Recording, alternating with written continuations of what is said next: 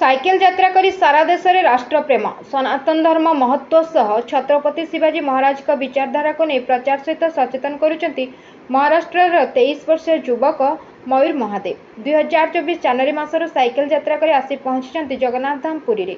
मयूर एभली अभिनव सचेतन कार्यक्रम सबु महल स्वागत करा जायछि।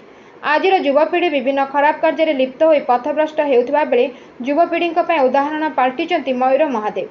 मयूर महादेव कहते से 12टी ज्योतिर्लिंग और 4 धाम दर्शन पर गत जनवरी साइकेल यात्रा रे बाहरी केदारनाथ धाम रे तांकर साइकेल यात्रा शेष हम। मयूर कहते से स्नातक पढ़ी सारी बेले से आगामी दिन में जड़े समाजसेवी सहित क्रीड़ाविद होगा लक्ष्य रखिंट।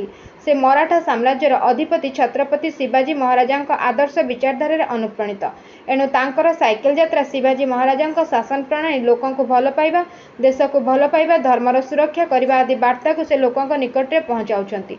सेहीपरि साइकेल आगे त्रिरंगा को स्थान दे से राष्ट्रप्रेमर वार्ता देउछंती।